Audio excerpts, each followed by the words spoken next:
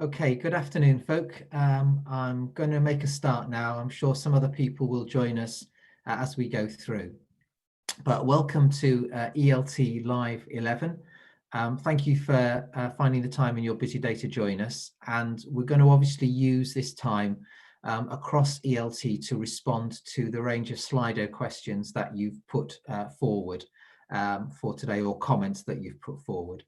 So I just wanted to give you a bit of an overview of where we're currently at the moment. I know my midweek comms has just gone out, but for those of you who haven't seen it, we are currently, in terms of COVID, still running, sadly, with around 200 cases. That's residents and colleagues combined across the organisation, particularly obviously across our care homes, but also across a number of our retirement living schemes. Still around 75% of those cases are asymptomatic, 25% of people showing symptoms.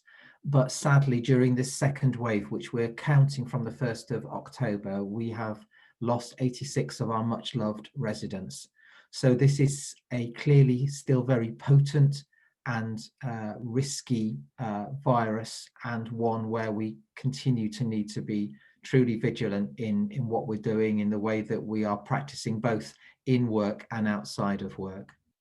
What we're experiencing is, as well as this kind of stabilizing of around 200 cases a week, which has been the case, I think, for about 4 or 5 weeks now, we're tending to see those predominantly in about 4 to 6 significant outbreaks in homes. And currently this week, we've got 6 homes that are in that status where they've got more than double figures in terms of residents and colleagues who are currently showing positive in terms of the virus. Overall, we've got 23 of our homes and schemes which have got a current active outbreak, and another 14 on top of that who are still termed to be in the Public Health England outbreak status, which means that they can't have any new admissions, they can't let people back in visiting until they've gone for 28 days since the last person was diagnosed as suffering from the virus. It's also been a really busy time, obviously, over the last week with all the announcements about vaccinations and with the Pfizer vaccine coming on track and the Oxford one in the wings. What we're experiencing, though, is a really ununiform and diverse approach in different local authority areas to how they're doing the rollout. I know in Brent, for example, they're actually out, I think it's tomorrow, doing vaccination of residents and staff in homes.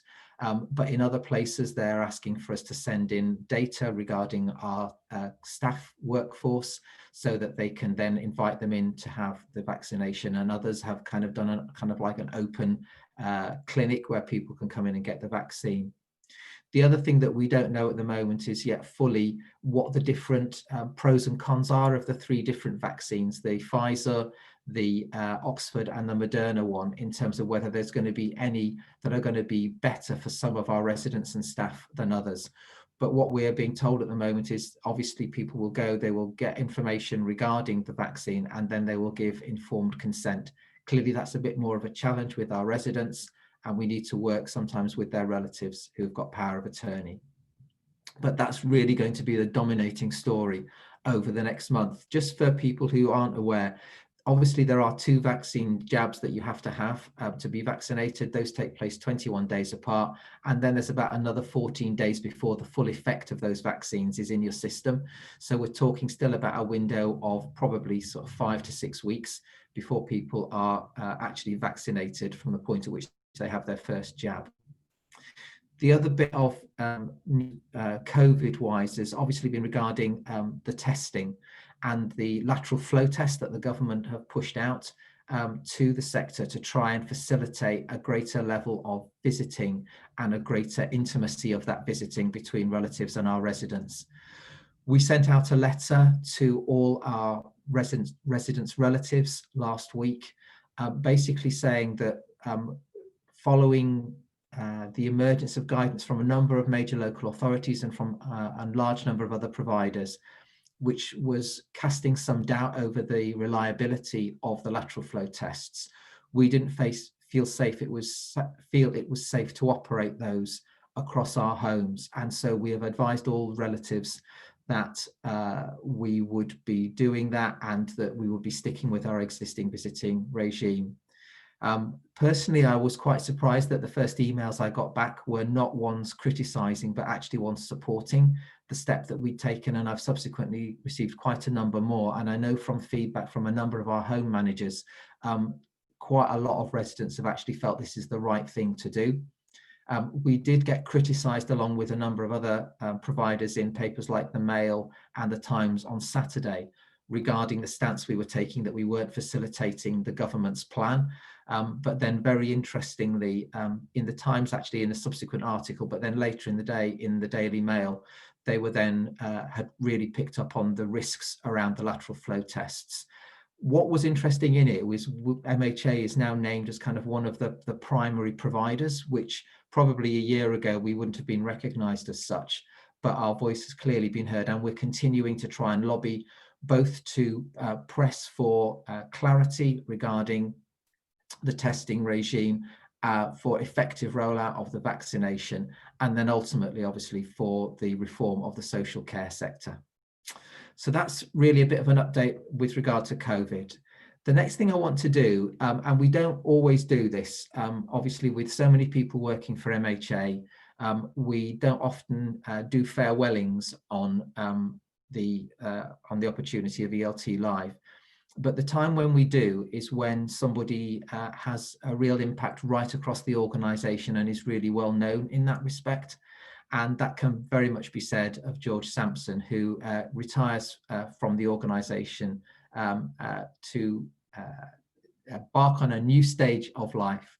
He leaves really large boots to fill. He's been an essential and valued part of the Quality Directorate and now of the Quality Improvement team. And he'll be sadly missed by many of his colleagues, including and particularly his current manager, Helen Press. He's worked for MHA for over 18 years in a number of roles and under a number of different directors, and has led numerous improvements to benefit our residents in relation to hospitality. Recently been instrumental in introducing international changes to dysphagia guidelines, setting up access to specialist support for dietitians during COVID-19, contingency plans for food supplies, which are obviously going to be really vital in terms of Brexit coming our way, and making available the cafoodle menu planning system. His skills are wide-ranging, and he's successfully managed to share that expertise and guidance across all three areas of MHA service provision, and we're really grateful for all that he's done. Obviously, in the current climate, we're unable to do the proper farewell that we would want to, I think those are being postponed until the spring. But we do wish you, George, every happiness in your retirement, and we hope that it won't be long until you head off on your next cruise, which will obviously possibly be a little while away still, given our current predicament. But thank you for everything that you've done.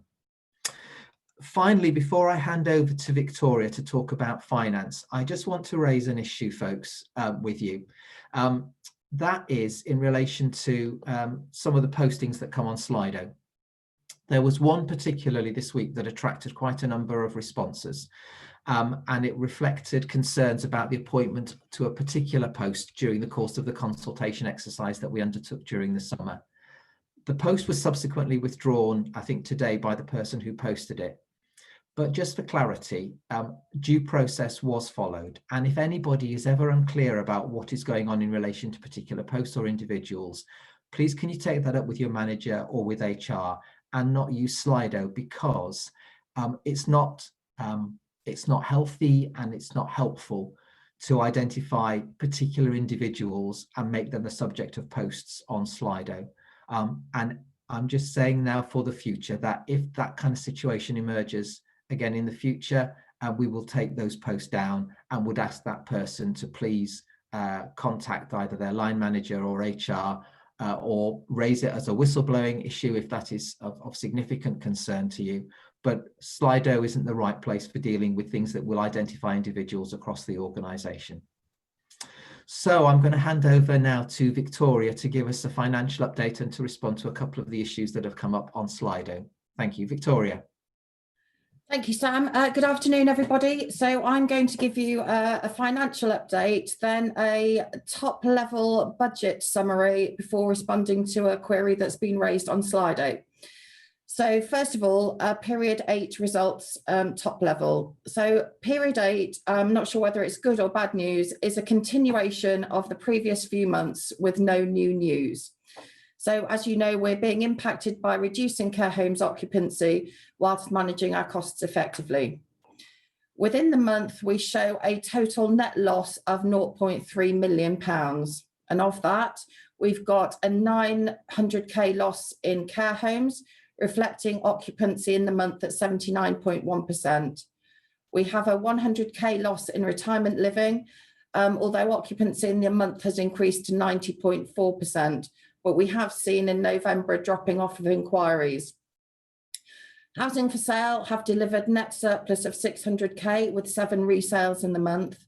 And our charitable endeavours, including chaplaincy, music therapy and communities, have been funded by 700k in the month. Net fundraising have delivered 100k of net surplus with no significant legacy income received in the month. And within that total surplus, we've accounted for 600k of government monies, primarily from the ICF Infection Control Fund. So on a year-to-date view, so year-to-date so far to period 8, we've achieved a total net surplus of 8.8 million. Care homes have delivered net surplus of 1.8 million, with year-to-date occupancy at 79.8%, which is slightly ahead of our latest forecast. Retirement living is showing a year-to-date surplus of 300k. Housing for sale have delivered net surplus of 2.1 million, and fundraising have delivered net surplus of 2.7 million. Our charitable endeavours have been funded by 5.6 million in the year so far. And within that total year-to-date figure of 8.8 million net surplus, there's 7.6 million of government monies, which is again primarily the ICF fund.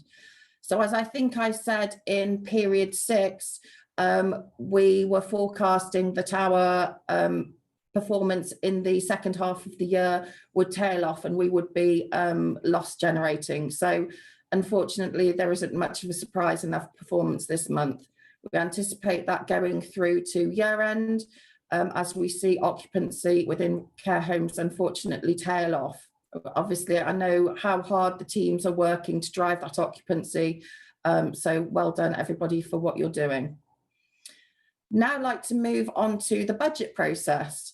So we are nearing the end of the budget process for this year, and the ELT are reviewing the proposal on Thursday prior to Finance Committee and Board approval in January. As a top level headline, I can unfortunately say we're not out of the woods yet. We're anticipating another difficult year with slow occupancy recovery, and without the government funding offered this year, we're likely to be about just above break-even net surplus for the year. Once this has been approved, once the proposal, has been approved by board, I'll provide more detail. I'd just like to thank everybody, though, that's been involved in the process so far. It's been interesting this year with all of the known unknowns that we've relied upon previously not being applicable. So it's been fun for everybody involved. Finally, I'd like to pick up on one of the CareSys comments on the Slido post. I know Dan's going to say something on this as well. So just to clarify that the rollout of the CareSys system to homes was to create a consistent process across all homes. And the intention there was to enable better support to be provided to homes as needed, either by Epworth House, if there are issues, or by the SAMs, so able to deliver that.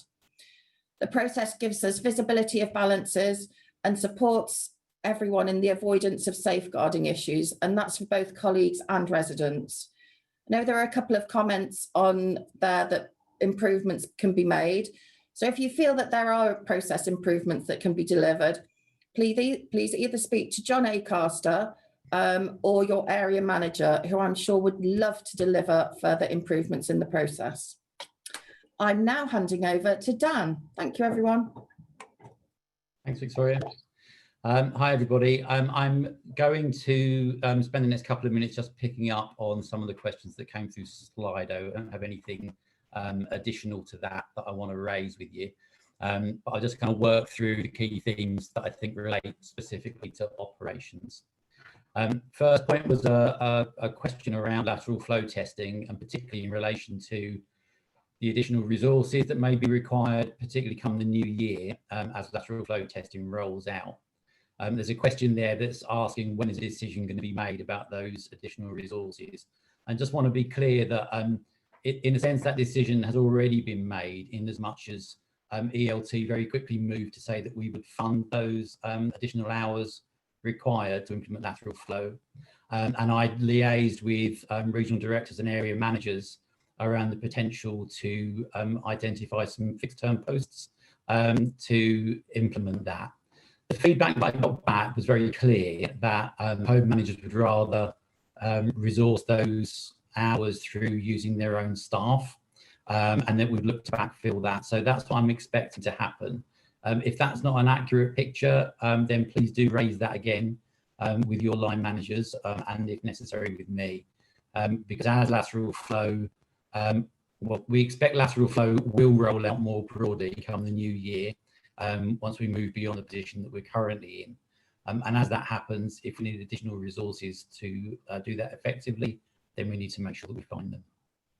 In a similar vein, there's a question here about resources for testing in retirement living. We will, of course, keep that under review as the routine testing in retirement living takes hold. I think there's a lot of learning that we can gather from care homes. Don't forget that care homes have been doing routine testing of colleagues every week and residents every month since around about May time. So I'll be making sure that your area managers liaise with their care home counterparts to ensure that we're running that as efficiently and effectively as we can. But if additional resources are required, we'll have that conversation as we move forwards. In terms of vaccinations, there's a number of questions here about who's going to be entitled to the vaccinations, and particularly some questions around central support staff and whether they will be entitled. My understanding of the situation, which I have to admit is a developing understanding as the vaccination programme rolls out, is that certainly in the first instance, the focus is on our frontline care staff and trying to ensure that those colleagues can attend what's currently the hospital hubs or the primary care hubs to get those vaccinations undertaken. As soon as possible, vaccinations will start to be rolled out into homes. The focus at that point will still be on our colleagues in homes and obviously, most importantly, on our residents and protecting those vulnerable individuals. I think that the next group of colleagues that probably will be entitled to take part in that vaccination round are those colleagues that regularly go into homes. And I anticipate that come January, we'll be assigning people to specific homes. So as the vaccine comes out, you can go in and alongside the colleagues from that home get vaccinated. I do, however, think it's unlikely that Epworth House staff will be included in the prioritised list. I stand to be corrected on that, but I think that the advice from the JCVI, who produced the prioritisation list, is very clear that it's about frontline care staff and those working in care homes and hospitals rather than support staff. I was going to pick up another question around systems rollout, and I'll cover the CareSys issue as part of this as well. One of the queries that's come up on Slido is reflecting back on a comment I think I made back in the October ELT live, where I said that we would be pacing a rollout of any new systems, particularly to take account of the demands on homes and schemes. And as I said at that time, we rolled CareSys out in October. There is then going to be a pause until the new year at the earliest. And Radar is a system that's been in development a long time. That's going to be piloted from January and will be rolled out into homes and schemes once that pilot has been completed. But I stand by what we said before, which is we will be rolling these systems out one at a time. We will be ensuring that there is an opportunity for those systems to be embedded before the next one comes along, and we'll be mindful of the pace at which that change comes out to you. In relation to CareSys and the comment that's raised on Slido, just to reiterate, the process for getting to the point of making a decision to roll CareSys out was a long and careful one. As members of the operations directorate were involved both in the pilots themselves, so we had 4 homes who ran CareSys for 6 months before we made that decision, but we also had home manager, area manager and regional director representation on the project group, and the decision to roll that out was taken in full consultation with ops, including myself. So if there are issues with the impact that's having on you, as Victoria says, please do raise them, and where we can improve that process, we will. Two other quick areas to cover off. There's a question on Slido about resources for homes in outbreak. I'm not sure that I fully understood the question, but I think it's worth flagging up. It's very difficult, as I'm sure you're aware, to move staff around, both logistically, but also due to national guidance and evidence that if we're moving staff, actually we're increasing the risk into homes. We also expect regulation any time now to regulate against that. So as I say, I'm not entirely clear what the question is behind the question about that additional resources for homes is, but if I've misunderstood that, please can you contact me directly? I'd be happy to respond. And the final point I wanted to just comment on was there's actually a positive comment in here about the Zoom meetings that we ran as we rolled out the lateral flow decision. I both had positive feedback on here, but also elsewhere about those 3 regional meetings that we held. And on the back of that, I think as other decisions such as that are rolled out, we'll continue to do that again. But in the absence of that, even, I think what we'll do is I'll implement those on a quarterly basis to try and make sure that we can pick up and I can do a quick Q&A session with managers across the place. That's about it from me. I think I've covered my areas. So Andy, I'm going to hand over to you, please. Thanks, Dan, and hello, everybody.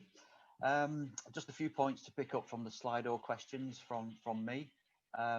First question or comment is around the CSC name change and changing comms around that. We did try to cover it in the Manager's Digest a couple of times. It went out, as opposed to sending out yet another separate email to homes and schemes around another issue, because we know quite often managers don't have time to read those. So we've tried to cover it in that comms. We apologise that it didn't get cascaded down as effectively as we would hoped, but we'll keep trying and getting that balance right between individual emails and announcements on various subjects and including interesting updates in combined emails and newsletters. A really helpful comment around the new supplier form, flagging up that it isn't particularly effective when people are working from home. That's really good. So we're going to look at that and see how we can improve it via an online version.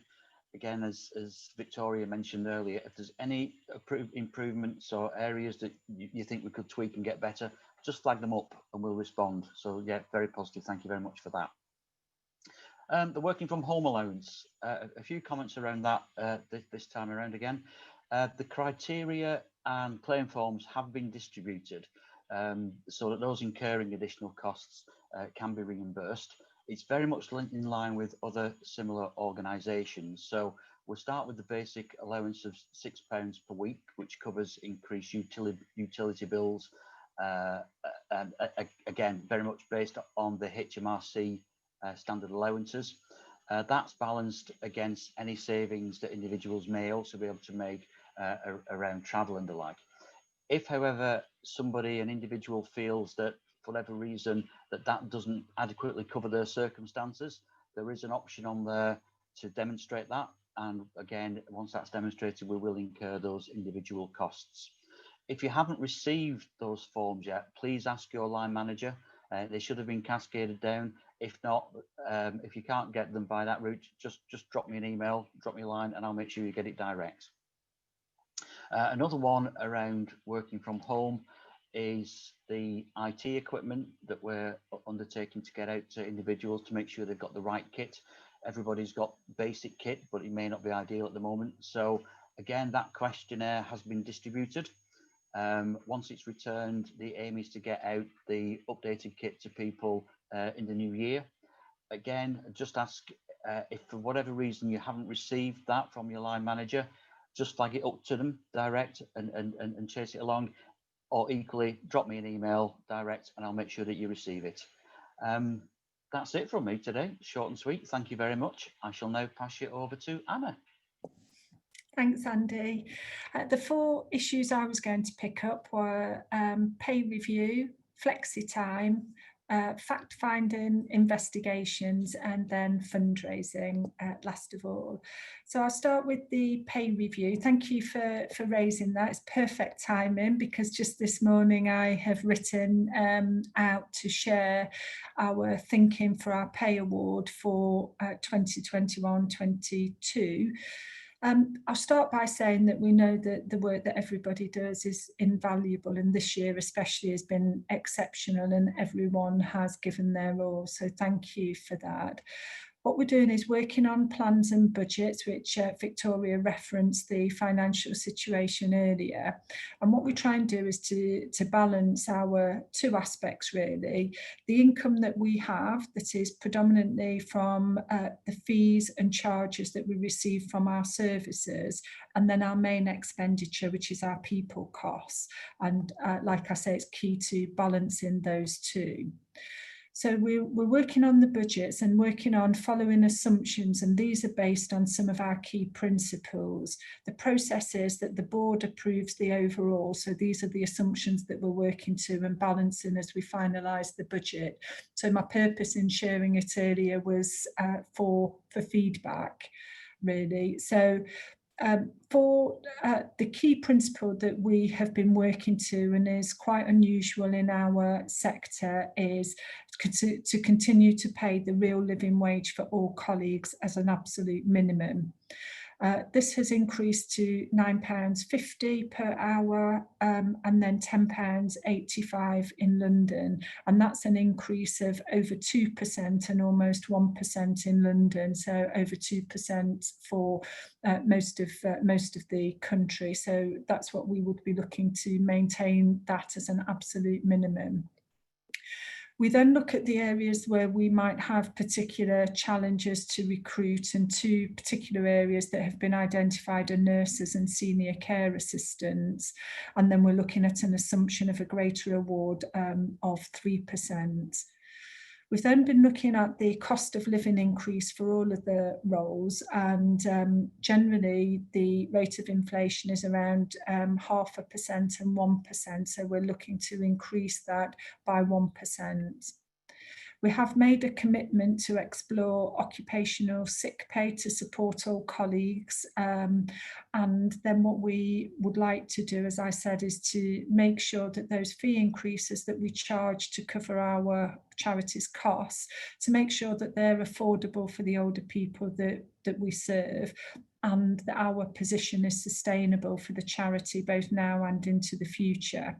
So those are the key principles, and I'd be grateful if you did want to share any comment or feedback, if you could email a specific email address, which is payfeedback, all one word, payfeedback@mha.org.uk, and if you could get back with any particular comments by the 7th of January, then that would be considered. The second point was around flexi time. And as you know, in our services where we have predominantly rotas to cover our the needs of residents, for care colleagues, when they work over their hours, that time would be paid. We don't have an overtime facility within Epworth House other than very exceptionally. So we use a flexi time policy for similar levels within Epworth House. We've been really, really grateful for the flexibility that everybody, including managers, continue to give. And we want this to be part of a positive culture of give and take. So really, I would say it's about encouraging managers to recognise when people have worked additional hours and need to manage that work-life balance. We all need that downtime, and the expectation isn't that you continue to work significantly over on an ongoing ongoing basis. We often make reference to the current pandemic being more of a marathon than a sprint, so please do try and balance that, and then support with your manager through agreed time off. If you do feel that this is unmanageable and it is excessive, please do raise with your manager or your director so that that can be addressed. So there was a query around fact-finding investigations, and there was a question around finding a different way for conducting these investigations and whether there could be a separate team.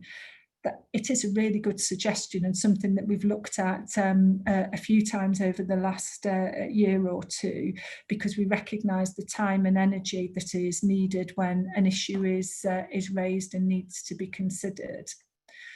What we haven't found is a better way of having a sort of a separate team that manages that, and that's probably due to the nature of MHA's geographical spread. And what we find is that if we were to have a separate team to manage those hours in a way which is consistent all over the country, it hasn't really worked, and we haven't found a way in which that could work well. It's also due to the level of knowledge and understanding both of our processes and our work, which we then feel is the right approach within that, with that being within homes and schemes. So support from HR is always available, and it is a partnership approach that we would take. So both operations and HR working together to address concerns appropriately and being clear on the expectations so that we can have our focus on developing a positive culture and that great care and support for those in later life, the purpose of MHA and our charity and what we're all here for. So lastly then, there was a question on fundraising. So we're in the process, as Victoria mentioned earlier, about our budgets, and we've just completed our forecast, and our central fundraising team expect to bring in £3.9 million this year. This is in addition to the fundraising which goes direct to our homes and schemes, because every penny goes towards our charitable work. Our Christmas fundraising appeared, it's really great actually. I keep having emails from Craig to say, can you add on another 7,500, which is just fantastic. So it's donations are continuing to come in, and we're up to 38,000 at the moment. So it's Christmas is one of our key appeals, and interestingly, it's probably increased again, but we were around 20,000 at that. So the majority of that being via online donation, so reflection of where we are and how times are currently. I would also say thank you for the opportunity to remind you about MHA's Christmas raffle, which has raised over £2,000, and thank you to everyone who has bought or sold tickets so far. Every penny really does count and contributes to us providing that really enhanced service and our charities work for older people. If you haven't bought tickets, you have a few hours left, so there is still time. Tickets cost £1 each, and the top prize is an iPad that's worth I think £450. So please do email fundraising@mha.org.uk as soon as you can, and by 5 o'clock today to secure your ticket. The draw is tomorrow, the 17th of December, 2 o'clock, and it's live, so please do get your tickets and tune in to see if you're a winner, and thank you for your support both with fundraising and all that you continue to do. Thank you. I hope that's addressed the issues, and then I think I am handing over to, give me a second. It's me, Anna. Is it Chris? Thank you for that help then. Sorry, I was just scrolling down to see who was next. Over to Chris. Right. Thank you. Hi, everybody. Just a couple of things from me. Firstly, to say, as we have done each year for the past few years, we are having one or two carols, of course, played, not sung, within Epworth House this Friday for those who happen to be in the office and obviously socially distanced in the breakout area. And within that, as we've done, as I say, for the past few years, we're also having a moment of memorial for colleagues across MHA who've died in the previous year. And our chair, the chair of the MHA trustees, John Robinson, at his last Christmas service in that role, he'll be laying a wreath as we remember those who we've served beside in the past 12 months who have died. And that will be videoed and it will be available for any colleagues who wish to watch that in due course. And it's clearly been an extremely difficult year for everyone, and for many the Christmas and New Year holidays I know will also be hard and will have changes in the way in which we mark them. But I hope that each of us will be able to get some respite from the pandemic in the coming weeks and some time to be with at least some of those who are near and dear to us. And with vaccination and a greater understanding of how to care for people with COVID symptoms, let's hope that 2021 will see a month-by-month improvement as we recover steadily and regain many of the freedoms that have been curtailed in 2020. That may not happen immediately, it may be quite a long haul, but I do hope that each month we begin to see an improvement. I want to say myself thank you for all the dedication, hard work that everyone has done across MHA this year. It's helped sustain and support many, many vulnerable people whose lives would have been much poorer without the care and support we provide. So thank you for all that you have done and continue to do, whether that's in retirement living, in MHA communities, in care homes, or indeed in central support. It's been a sterling effort this year, confronting something which this time a year ago, none of us even imagined. So thank you. And I'm handing over to Mandy. Thanks, Chris. I've been asked to pass on the very heartfelt and grateful thanks of our Board of Trustees to every one of you for all the hard work that you've done over the last year. Some of our trustees have managed to be in touch with colleagues over the telephone when they've phoned homes and schemes, because obviously they've not been able to do their normal visits, and they've had regular updates from Sam and the rest of ELT throughout the year via our board meetings, committee meetings, and monthly video updates with the trustees. They are so impressed with all the work that has been done across the organisation, the resilience of the staff and the care that has been given to all of our residents during this awful year that we've had. So again, they wish to pass on their thanks to everybody across the organisation, very gratefully, and to wish you all a very happy Christmas. I'll pass back to Sam. Thanks ever so much, Mandy. And yeah, that is truly heartfelt from the board, who are in regular dialogue with members of the leadership team and constantly wanting to find out how things are being experienced on the ground by all our staff right across MHA. I just want to do a bit of a mop-up before I say a few concluding comments. So I'm going to just pick up a couple of points, and then I'm going to ask Andy to follow up on something. So, excuse me. So first of all, just to clarify that in terms of what Anna was speaking about earlier in terms of fundraising, our MHA communities have actually raised just shy of £1 million in terms of trusts and grant funds this year, which is a massive 600,000 above what they were able to achieve in 2019. And they've got a further 500,000 in process, which is really heartening to see, especially with so much of the income for MHA communities clearly having dried up because they haven't been able to provide the normal activities that people would have paid for during the course of the year. Andy, there's a question that's come up on Slido, which is about figures in retirement living being split. Housing for sale, which is part of retirement living and schemes, and managers work with sales to sell these, and the apartments sit within housing and housing with care schemes. Could you just elucidate on that a bit, please?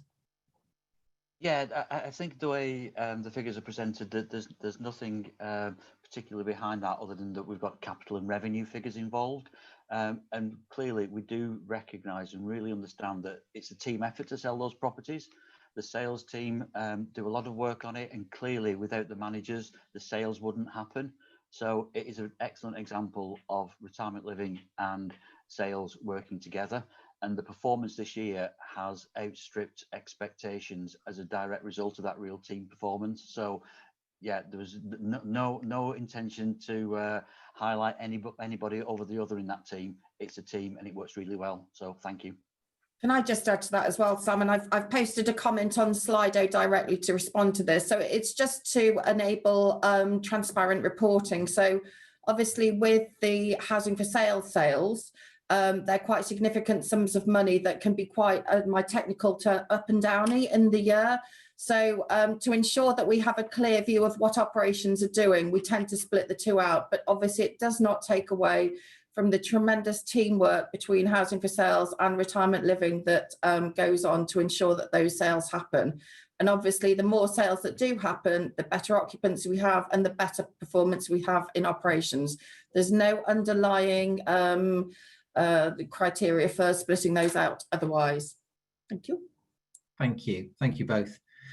So as well as some really heartwarming posts on Slido, and it's been good to see George being given a kind of really good virtual send-off as I've been monitoring Slido as it's gone through the course of our time together this afternoon. There's also obviously a couple of issues here which speak to concerns that I have or would have in terms of culture. One is a post that's asking me about feeling, I suppose, thwarted is what comes through in terms of being able to raise issues with their line manager, feeling that conversations are sometimes shut down, and even being threatened, it says, with disciplinary for raising issues. I have said probably more times than I can remember, I want an organisation, I want MHA to be an organisation, and I know I speak for ELT on this, that is open and transparent and where people can raise issues and that we can deal with those properly and fairly and clearly. And if people are in any way feeling that they can't have some of those conversations, then what I would ask is that they go to the manager of their manager, or they raise the issue. If it's a personnel issue, raise it with HR.